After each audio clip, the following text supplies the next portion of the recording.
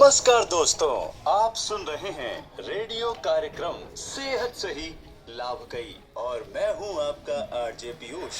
श्रोताओं, कहते हैं कि घर की असली खुशहाली तभी होती है जब बच्चे स्वस्थ और खुश हों, लेकिन कई बार पोषण की कमी या गलत आहार की वजह से छोटे बच्चे कुपोषित हो जाते हैं। कुपोषण सिर्फ बच्चे के शरीर को कमजोर नहीं करता, बल्कि उसके दिमाग के विकास पर भी असर डालता है। आज हम बात करेंगे छोटे बच्चों में कुपोषण के लक्षण क्या होते हैं, इसे कैसे समय रहते पहचाना जा सकता है और इसे दूर करने के लिए क्या करना चाहिए। साथ ही जानेंगे कि बच्चे के सही पोषण के लिए कौन कौन सी चीजें जरूरी हैं। इन बातों पे चर्चा होगी टीकन भाभी के साथ। भाभी हमेशा अपने अनुभव से सेहत के जरूरी मुद्दों को समझाती है।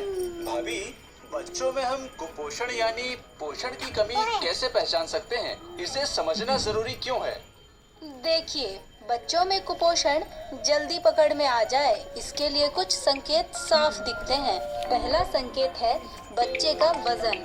अगर बच्चा उम्र के हिसाब से हल्का है या वजन बढ़ नहीं रहा तो ये पहली चेतावनी है। दूसरा है सुस्ती। कुपोषित बच्चे जल्दी थक जाते हैं और हमेशा सुस्त दिखते हैं। तीसरा लक्षण बाल और त्वचा है। कुपोषित बच्चे के बाल कमजोर, रूखे या झड़ते हैं। त्वचा भी सूखी दिख सकती है। चौथा है भूख नहीं लगना। बच्चे ठीक से नहीं खाते तो ये भी कुपोषण की तरफ इशारा है। पांचवा है बीमारियां।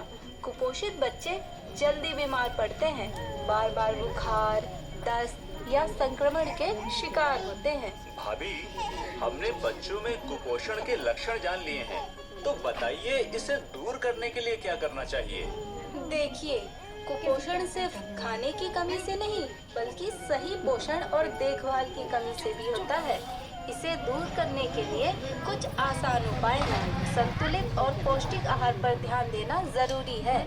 जन्म के 6 महीने तक केवल माँ का दूध दें। 6 महीने के बाद भी दूध देना जारी रखें। माँ का दूध बच्चे को ताकत और बीमारियों से बचाता है।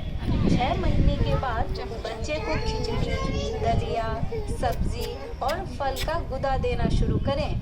थोड़ा बड़ा होने पर उसे दाल, सब्जी, फल, अनाज और दूध दही जैसे पोषक खाना दें।